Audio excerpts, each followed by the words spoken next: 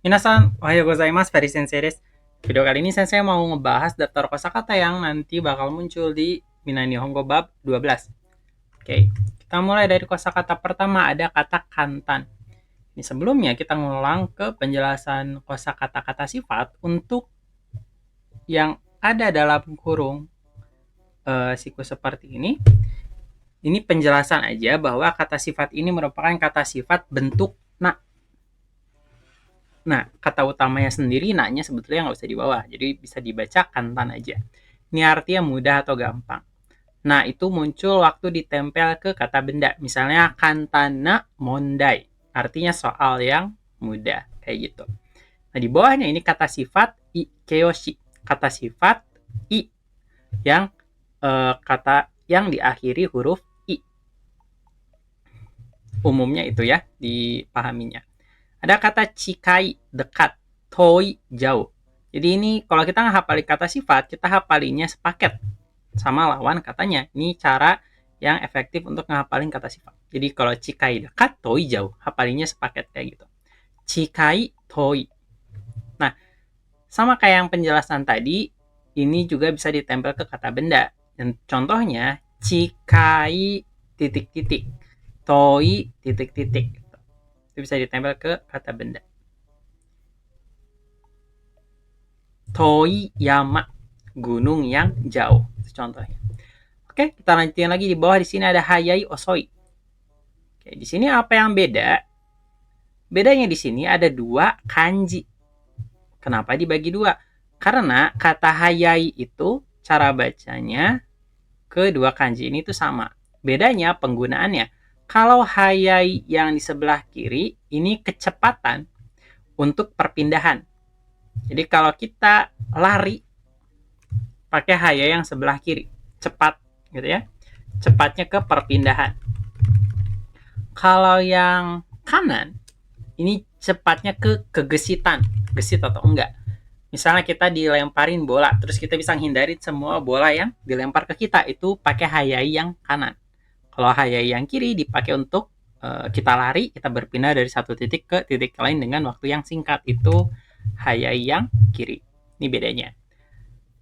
Bawahnya ada osoi. Kalau osoi ini sepaket mau dipakai yang kiri yang kanan, lawan kata dari kanji hayai cepat yang kiri atau yang kanan sama aja. Bisa pakai osoi. Osoi artinya lambat. Oke, di bawahnya ada oi. Oi itu artinya banyak. Jadi kalau kalian belajar lebih jauh, nanti kalian bakal nemu kata takusan. Takusan juga itu artinya banyak. Nah, di sini tapi bedanya apa? Kalau oi ini biasanya lebih lazim dipakai untuk makhluk hidup atau orang. Makanya di sini ada keterangan contoh hito. Hito itu manusia atau orang.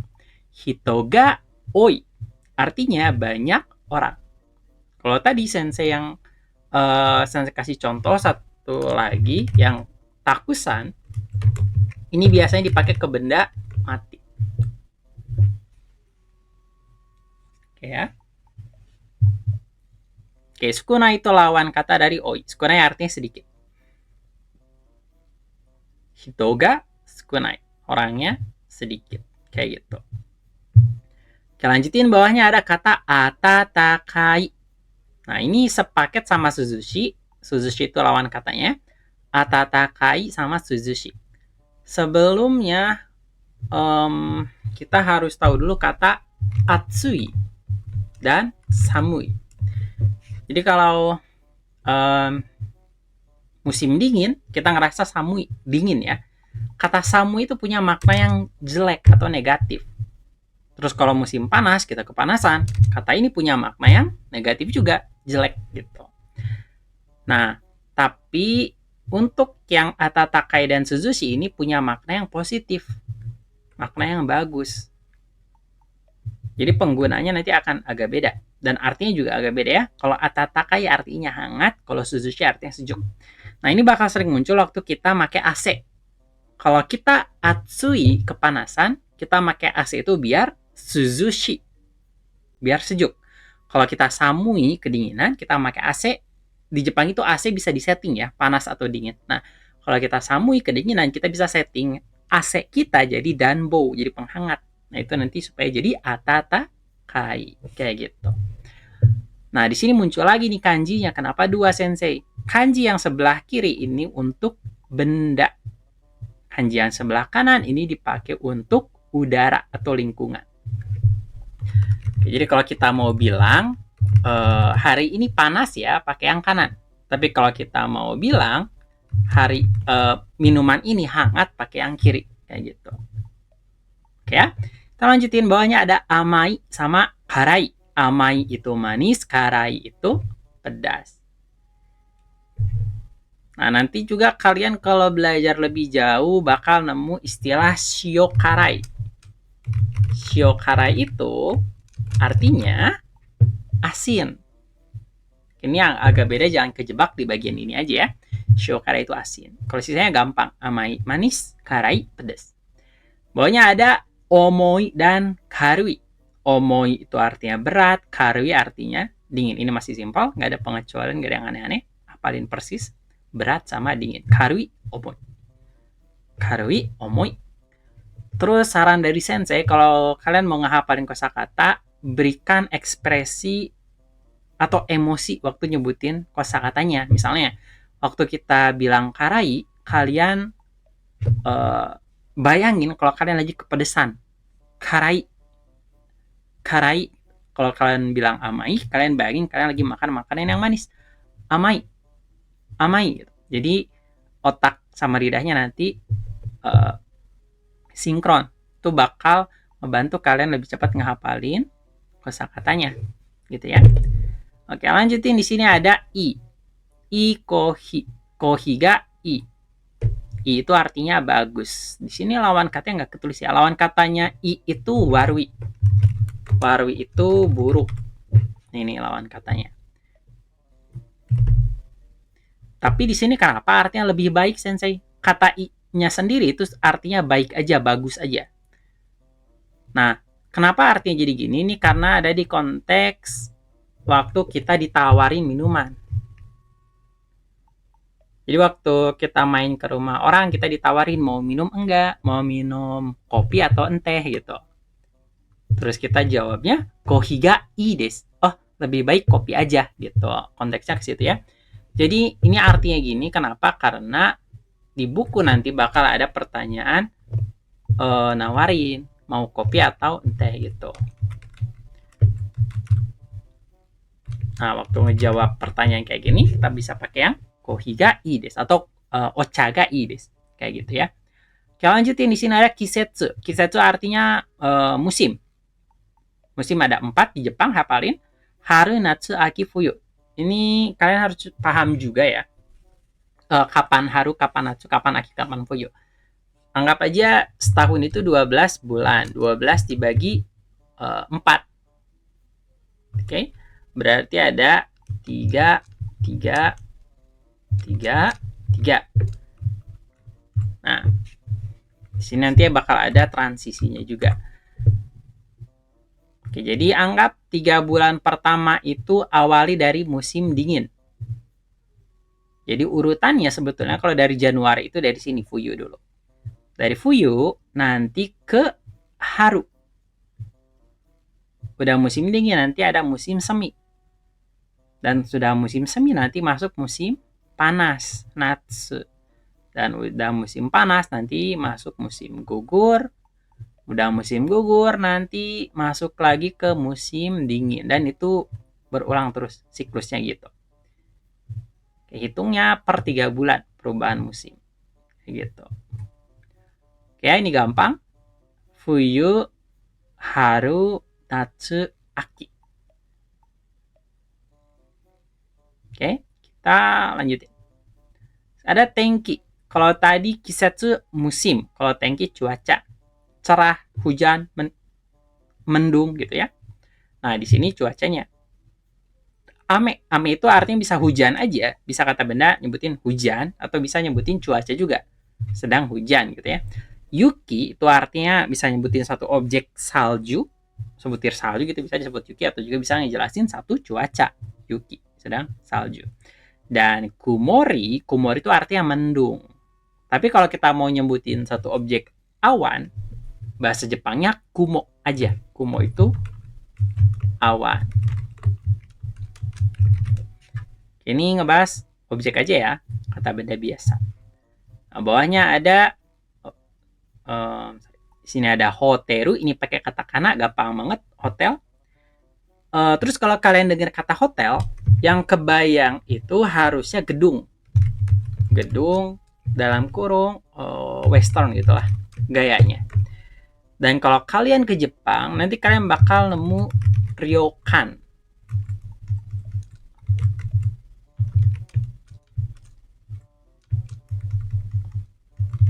Ryokan itu artinya hotel juga, cuman ini mah tradisional Jepang. Jadi beda banget nuansanya. Jadi kalau kalian ryokan itu lebih condongnya nanti di artinya ke penginapan. Kayak ke resort lah gitu ya. Intinya kalau hotel itu gayanya ke baratan, kalau ryokan itu gayanya Jepang, Jepang banget. Oke, ini harus tahu aja dulu. Bawahnya ada kuko. Kuko ini gampang banget, bandara. Umi, umi itu laut, sekai itu dunia. Ini gampang ya. Kuko bandara, umi laut, sekai dunia.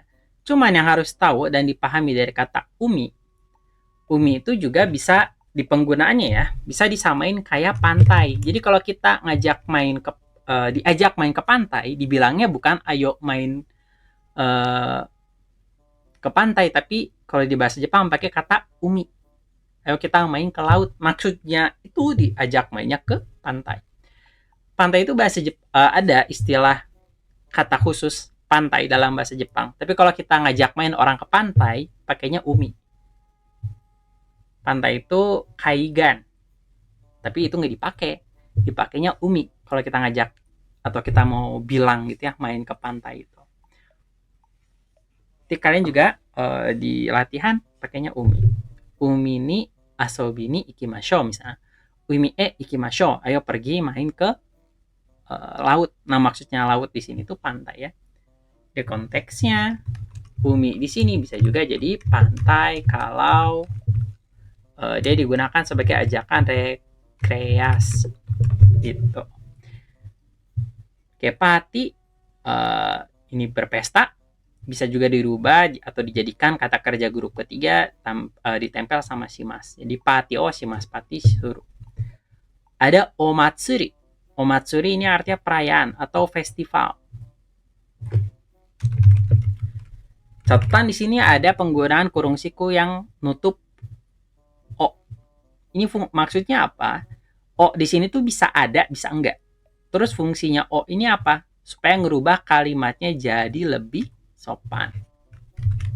Jadi kalau kalian udah belajar lebih jauh, penggunaan gini tuh bakal dijelasin lebih detail, tapi umumnya kita bisa nambah hiragana o atau go supaya ngerubah kosakata jadi sopan.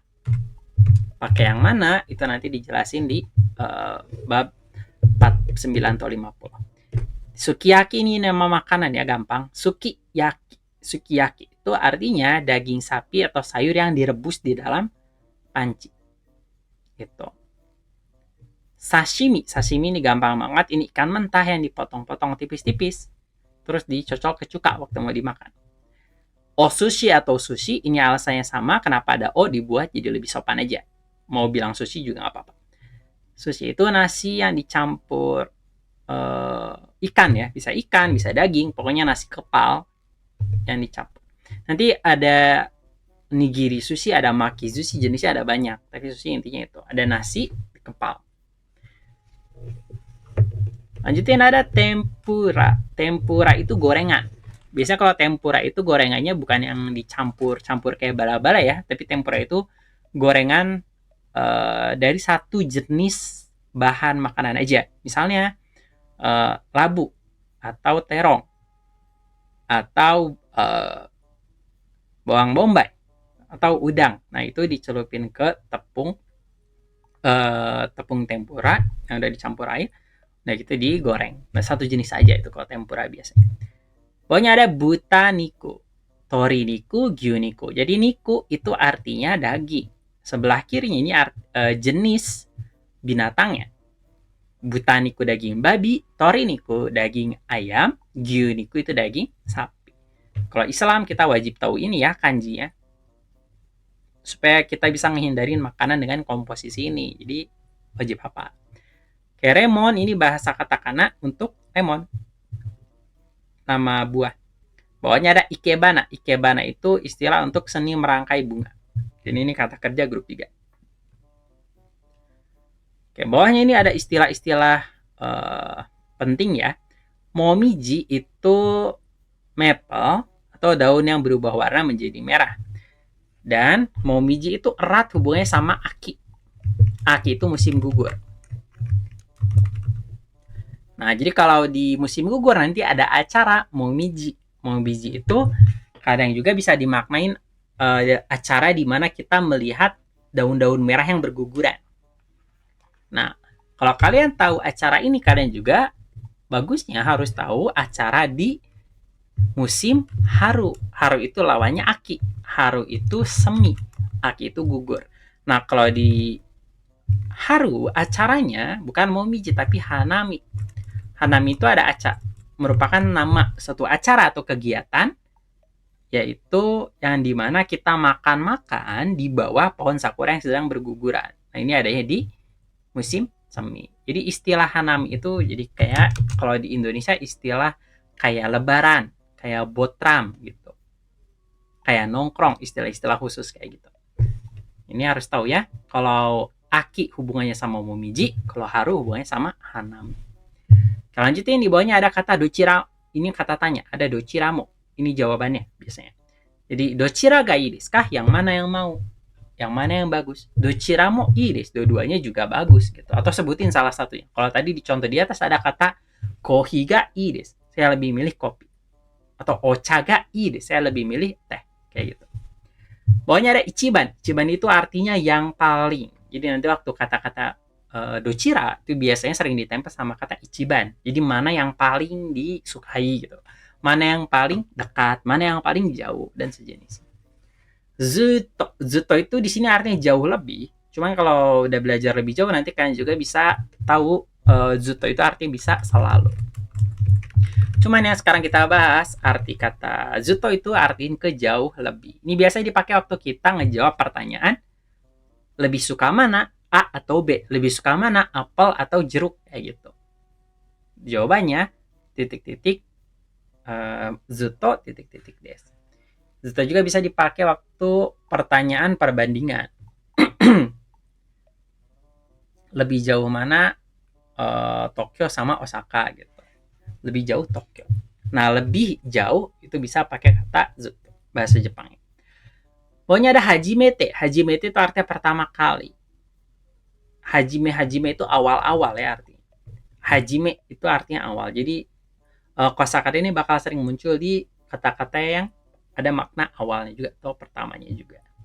Di bawah di sini ada istilah-istilah yang muncul di kaiwa.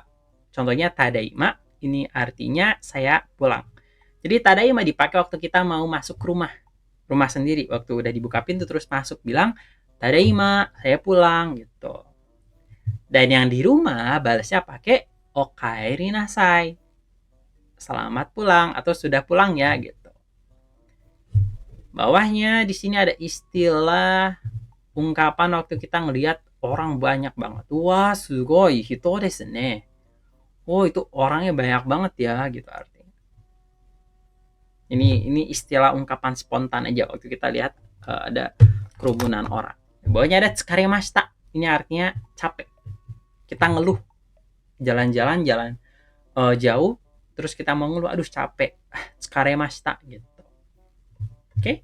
Ini kosakata yang wajib kalian hafalin waktu mau belajar Minna Nihongo bab 12. Ingat ya konsep untuk ngehafal kosakata-kata sifat, kalian kasih emosi waktu baca kosakata itu. Kalau dekat bayangin tempat yang dekat, kalau jauh bayangin tempat yang jauh gitu.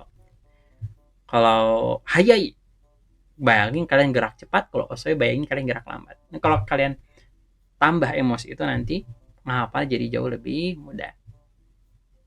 Di sini ada musim, ingat urutannya juga. Di sini ada ini nih, acara momiji atau hanami yang tadi saya jelasin juga penting.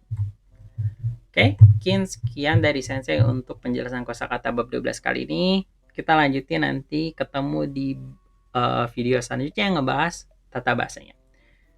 Ja, 今日の動画はこれで終わります。お疲れ様でした。